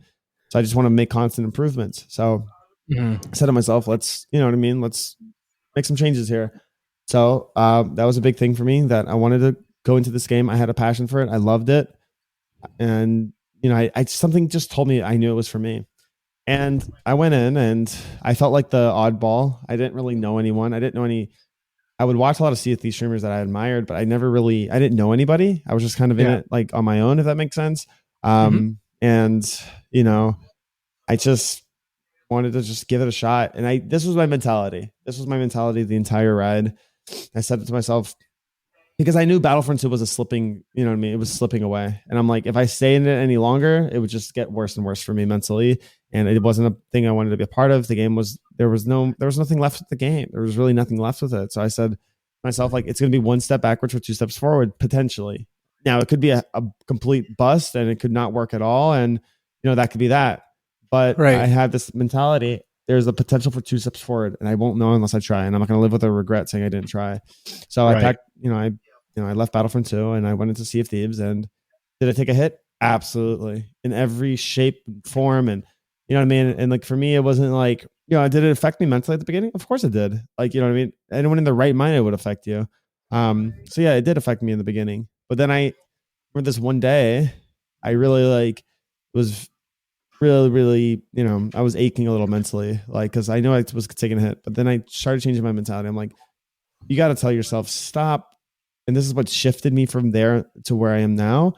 I told myself, stop saying who's not there anymore. Like, don't think about anymore who's not there anymore. Think about who's actually there and focus on that. And I shifted my mentality and it kind of shaped me a lot and it made me so much more happier. And I didn't really like, you know what I mean? Like some streamers let like statistics consume them. And for me, it was more of a thing where it was just like, I look at statistics to study and like to better myself, but I don't define content, your level of content based on a statistic. I define your level of content based on what you're putting in and what are you doing outside of stream and, you know what I mean, what you're putting out during the time that you're live. That's what I consider content. Because there's so many incredible, amazing content creators out there that just hasn't gotten the visibility that they deserve. And vice versa, you know what I mean? Like it goes both ways. Like, you know what I mean? There's a lot of content creators that, you know what I mean? I feel like there's some streamers that have lower averages that are, you know what I mean? A lot more entertaining than some of the biggest streamers. That's just my 2 cents on it. But there's really, you know what I mean? What can you do about it? So, you know, entering in, it was tough. It was really tough, you know, mentally, but I had something on my eyes. And it was, you know, I did have a goal in mind when I entered and I'm like, I don't know how I'm going to make it happen, but I just want to become a CFD's partner one day. It was my dream come true. I love the opportunities that it provided. I love what I could have, the opportunity for custom service to do for the community. And I'm like, most importantly, to represent Rare and to represent this company. And I will be honest with you, there is nothing can change my mind on this. There's no other game. There's no other community that does what Sea of Thieves does for their content creators and what Rare does for the community in terms of Twitch and what they do for the creators. I've never seen anything like it. And Battlefront 2 never had that. The content creator program, the Sea of Thieves partner program, the creator crew, all that they do, it's second to none. And it was a goal of mine. So I said, okay, I gotta work for this. So I knew the goal was 10,000 watch hours, which is, by the way, it's a very, very, very, very difficult statistic, very difficult milestone to achieve. 10,000 watch hours. It's a lot of hours streamed times your average viewership and whatnot, and that was the requirement to apply for Sea of Thieves partnership. I told myself, I was like, you know what I mean? Like I didn't want, I wanted it to happen naturally, but at the same time, I really wanted to make this dream come true. I'm like, I'll do anything it takes to make that happen. So I started, you know what I mean? Like, I just naturally just started streaming longer because I've been having so much fun. And like naturally the hours just came. And when I saw the 10,000 hours one day, I was like, oh my gosh, like this is actually no way. And I was so excited to write my application and everything. And I didn't hear back for like a month and a half, maybe. Give or take. I was checking my emails every day. And then eventually I was like, okay, I gotta stop. Like, you know what I mean? If it's meant to be, it's meant to be. If it's not, okay. Right. Because I can't let that stuff consume me. And like, I'm very big on mental health. I've went through a lot with college basketball. So I want to put myself in the best positions to be mentally stable and okay, especially streaming full time and whatnot. People think you're just playing games all day. There's a lot that goes into it. And mental health is a big factor. So I stopped checking my emails. I was like, okay, look, it's going to happen. I'm going to get a response, whether that be yes or no, just accept it and move on. I had an off day and I received an email back from them saying that I was accepted into the Sea of Thieves partner program. And I had tears. It was so special to me. And it was funny because I was not allowed to announce it yet. And that was the part that hurt me. So I've never taken this many days off. I've never taken this many days. I took 10 days off in a row.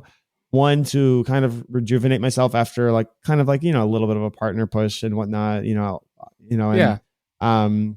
but also like, like knowing me, I'm so excited. I would accidentally slip out if I, had the chance. But when I was able to announce it, it was so special. And it was just a dream come true. And the ultimate thing is just being able to represent this company and just to represent like something so much larger than streaming. And it's like truly like a family in a way. And the amazing people I've met, fellow content creators, the rare developers, the people behind the scenes, and to have a platform, you know what I mean, where your opinion is listened, where they hear your opinion in terms of like, and have a say in how the game works and ideas and content, and being able to be a part of something so much larger than you. That's actually pretty much the best part of being a Sea of Thieves partner.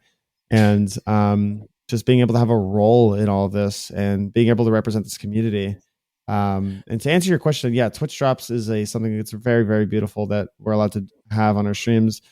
We have Twitch drops tomorrow, all throughout this weekend, as of January 21st. But what Twitch drops are is basically viewers are able to receive cosmetics, in-game cosmetics, in-game rewards based off watching a Sea of Thieves partner for 20 minutes. And all they have to do is claim it in their Twitch inventory and it's applied to their Sea of Thieves account. So that's cool. They do Twitch drops for Sea of Thieves partners, but they also do Twitch drops for everyone. On January 30th, there's going to be a Sea of Thieves community day where everyone in the community, anyone who presses live on Sea of Thieves, can have drops on their channel. And this is what I mean by no other, no other game does what I think, in my opinion, what Sea of Thieves does. They've done this multiple times in the past. And it's just a really special opportunity. We have the opportunity for custom servers. We have the options for, the opportunity for giveaways back to the community, via in-game cosmetics, seeing 6-packs and caps and giveaways, and just things that allow us to just give back to the community. It's very special. And it's allowed me to also host community events. New Year's, we did a New Year's extravaganza where we did a fireworks show with a new update. We did a fireworks show and the crews that came up with the best fireworks show. And the state I'm at right now is just, like looking back at like the hardships that I had to do in transitioning, it was very difficult. But where I am right now, I would say that I feel like, like how do I put it in words? I'm a type of person, like I'm never content. If that makes sense. I'm not a person that like, just like, you know what I mean? Like oh my gosh, like I'm so happy where I'm at. Like, I don't need to do anything else. Like, no, that's not the case. Like there's no like peak, there's no limit when it comes to Twitch, in my opinion.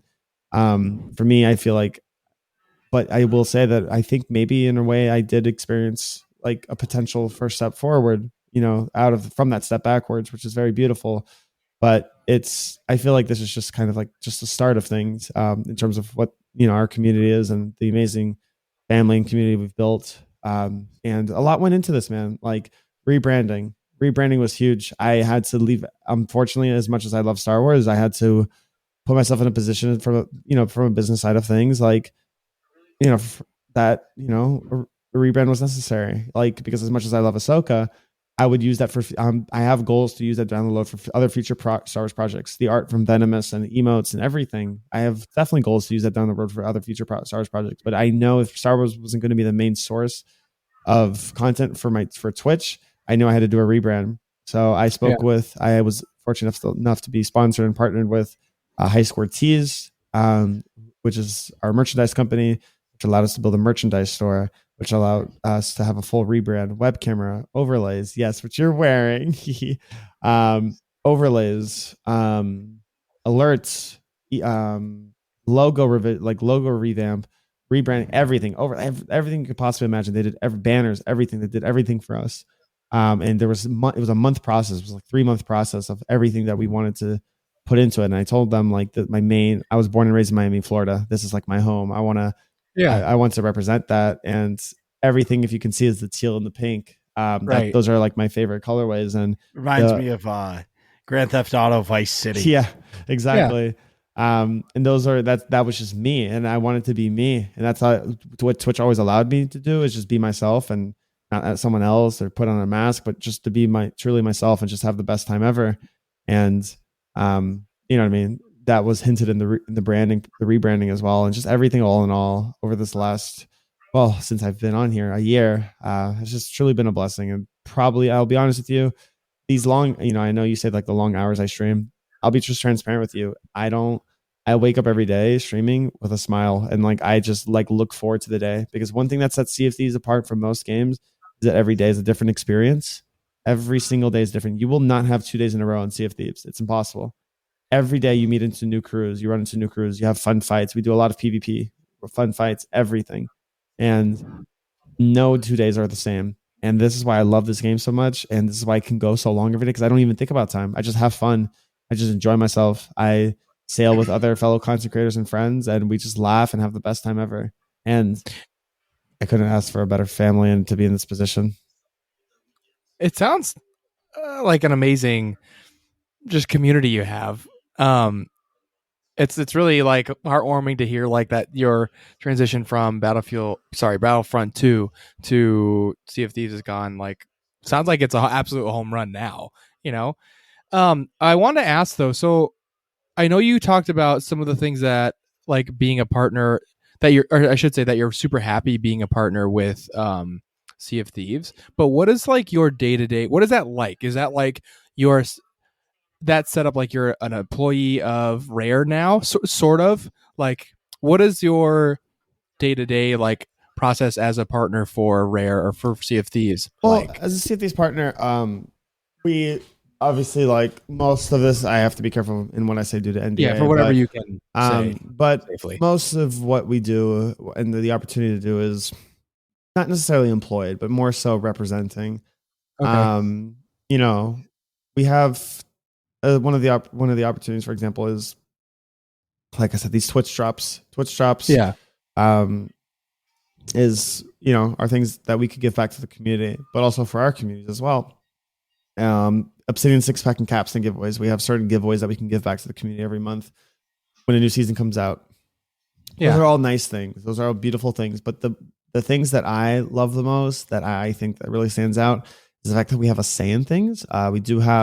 We are aware of future content that is, you know what I mean, like here and there. We know what's coming about, and we do have a say in our opinions and bugs and fixes, and you know what I mean, and you know what I mean, things of that nature and everything. Yeah, so it's similar to the content creator program for SOTOR.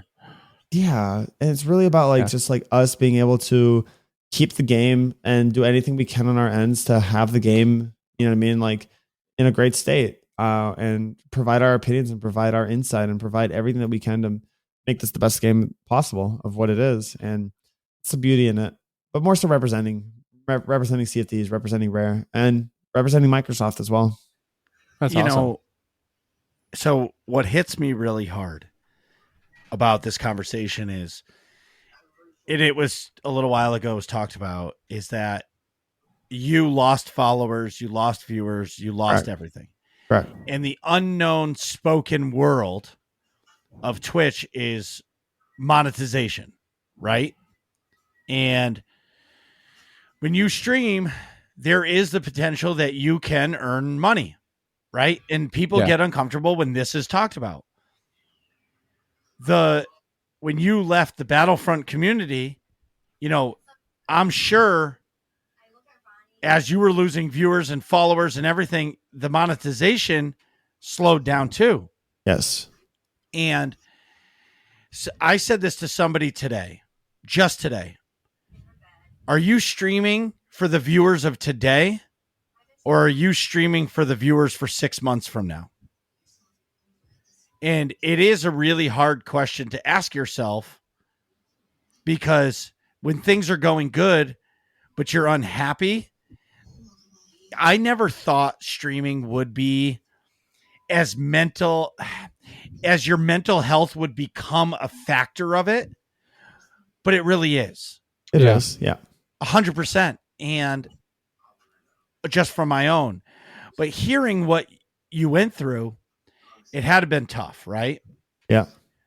But the toughest decision, I think, that you didn't mention that affected yourself, your close friends, and a lot of people happened.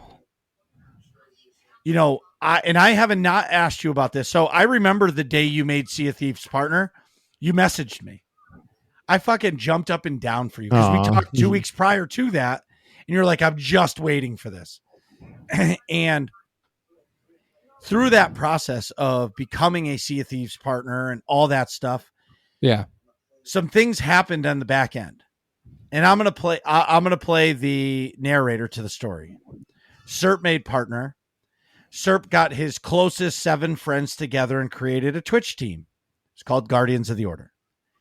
It was a group of friends that were, as some people would call it, ride or die, right? Mm-hmm. And then in the process, you created a second team called Vader's Fist. Correct. And through the process of making Sea of Thieves partner and doing all of those things, something happened, which I don't have this answer, and I have to ask, because one day you have 2 teams and the next day you don't. Yeah. And I'm sure on your end, that had to have been one of the hardest decisions to be made. Oh yeah. I actually thought about it for about 3 months. Actually. Wow. Give or take. Probably give or take. Yeah, I'd say. No, I mean, this thing was with stream teams. It's like, as much as I love like organizing that, you know what I mean? I didn't want to dedicate my time to something that I wasn't, I didn't want to have, I didn't want to have something where I couldn't dedicate my time to as much as I would like to. Okay. You know what I mean? Like I just, like when I went into it, I was like, oh my gosh, I want to give everyone an opportunity. I want to give everyone an opportunity to be able to grow. And I put that before my own mental health. I put that before everything.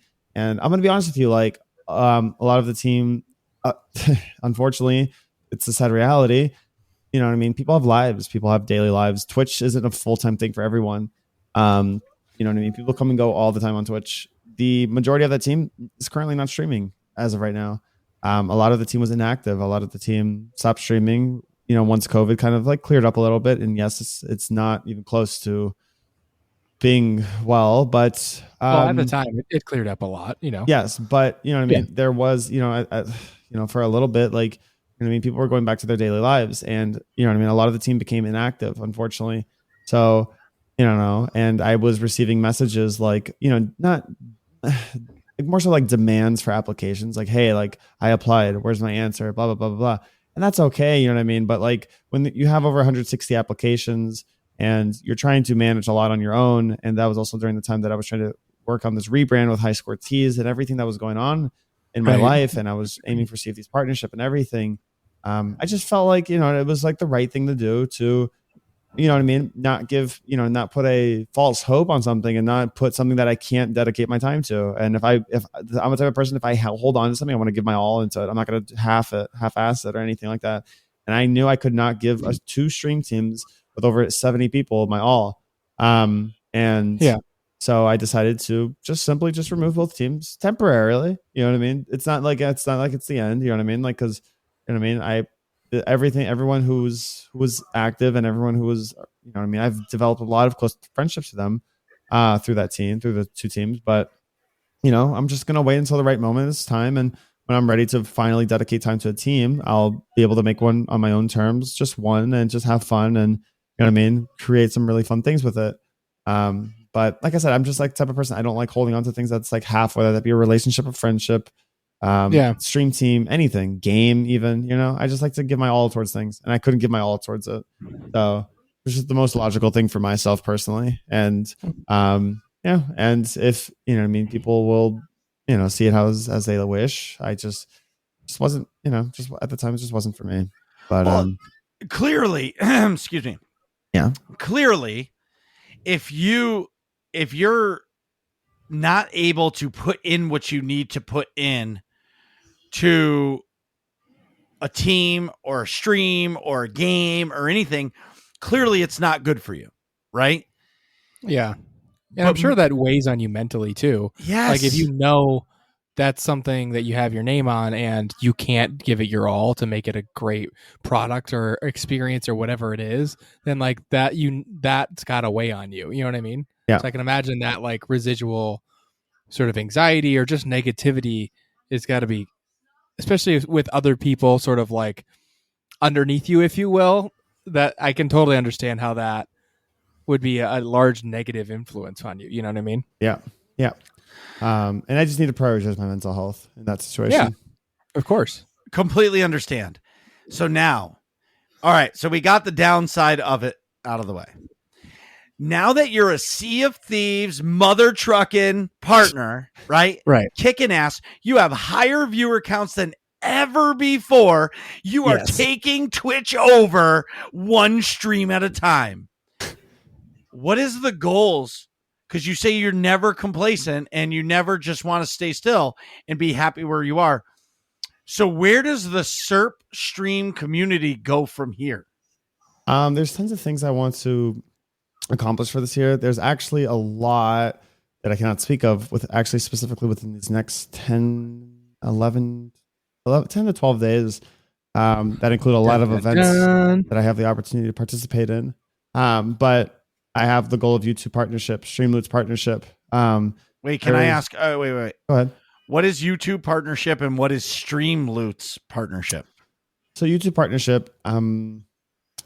partnership is practically 1,000 subscribers and 4,000 watch hours on YouTube. So that's like the affiliate program on YouTube. Basically, in a nutshell, where it allows you to receive monetization from that. YouTube is something that I've been trying to strive myself to be better on. I did have something, our YouTube editor at the time, he was incredible, made a lot of YouTube edits for us. He was currently on a leave for working on a film. So I did lose my YouTube editor. However, this has motivated me to kind of learn the YouTube, what's the word for it? Try to learn how to self-edit, if that makes sense. So I'm more motivated than ever to self-edit and learn how to self-edit and make my own YouTube videos, if that makes sense. So that's something that I'm in the works for right now. And I want to get really on that. I want to have stream highlights, TikToks, and YouTube Shorts uploads more often, and just try for YouTube partnership, because that would be an incredible goal. Streamloots is a third-party extension where chat and the community can make us just do fun stuff. It's a very, very fun thing. We used to do Streamloots Sundays. I'm trying to incorporate ways to bring that back. But it's basically, in a nutshell, like fun cards and ring the bell 5 times, or ram into the nearest island, or put a kegs in your crow's nest, like fun stuff like that, where it's just the community can just have a fun time, and it's just really just laughs. It's not, but sweaty. It connects. Oh, 100%. It's an integration within Sea of Thieves, which makes it really special. So Sea of Thieves, I've never heard of that. That's pretty cool, huh? It's perfect. It's amazing. Streamloots DVD, they have it. You can see it in Dead by Daylight, Phasmophobia, a few other games, but it's amazing. I'm looking forward to bringing Streamloots back into the flow of things for this year. And honestly, just keep going from what we've built, and continue to grow the community, and just have fun, and consistently meet new people, and just have fun with this game, and see what 2022 lies for Sea of Thieves, and just everything all in all. So yeah. I have a that's awesome. I appreciate it. That's some crazy goals. I hope you meet them all. Thank you. I have a bit of a sidebar question, or like a looping back question. So I know we were talking about mental health earlier.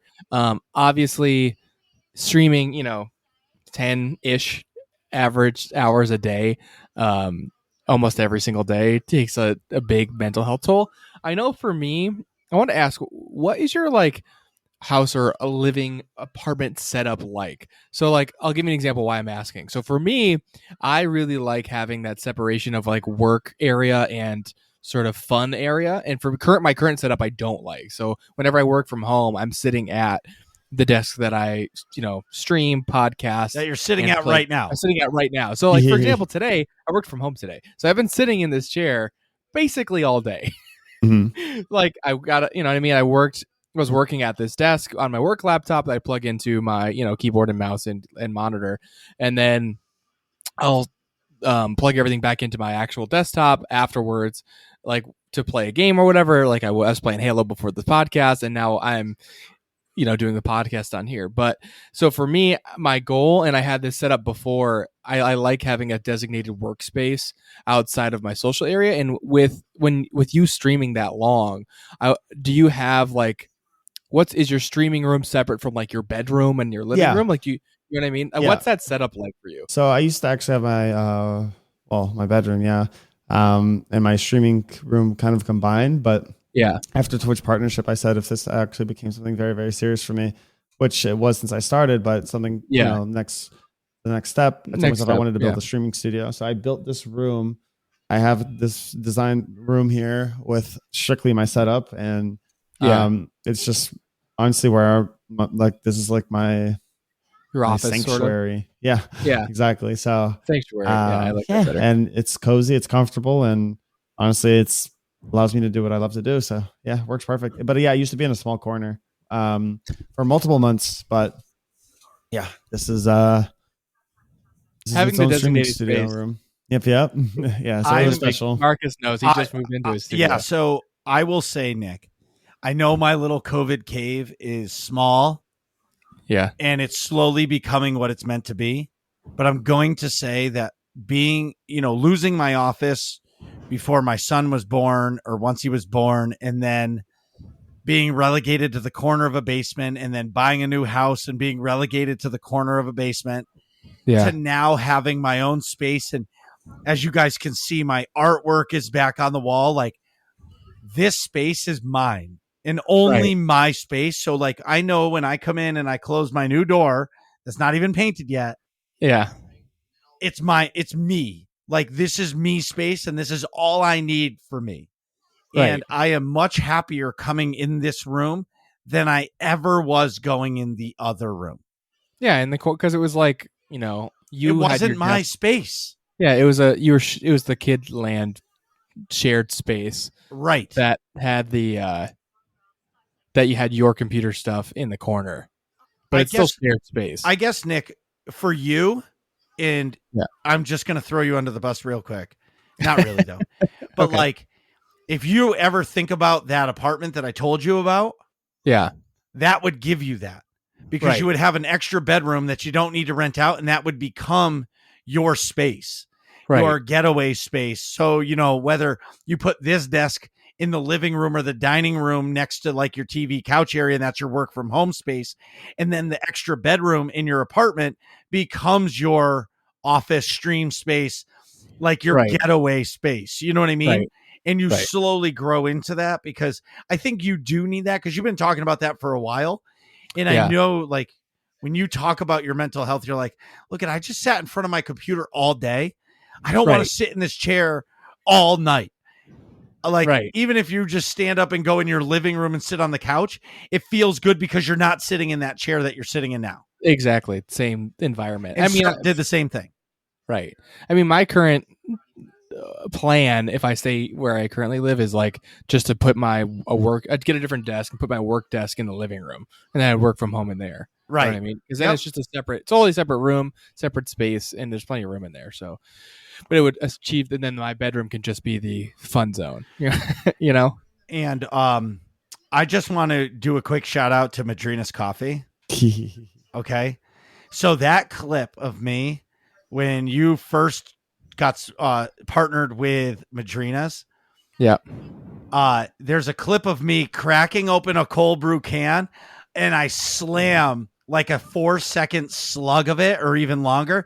And I smashed it on my desk, spilt it all over. And I go, Madrina's, drink that shit. And that clip has been popping around for a year. And I see that, that's still going great for you. And, I appreciate that a lot. And it says something when a company, whether it's Madrina's, Stream Tools, or Sea of Thieves, when they notice you and they say, hey, let's make some magic, right? Yeah. So, is there any big goals you have with those companies moving forward, or is it to get more companies involved in the Serp stream community? Like, what's your next steps there? With merchandise, with high score tees, I would love to include more merchandise. Starting off, we came out with 9 different merchandise items. I have goals to, bring in other items within the table as well. I think that would be really special. I think that would be special for everyone. I think that would be something that I would really, really love to do. With Madrina's, I'll be honest with you. There's been Madrina's partners that have had their own custom flavor in the past. I would love to have that opportunity one day. Whoa. Is that down the road? Very, very, very, very, very, very far, 100%, but it would still be something cool, Yeah. It's a dream come true.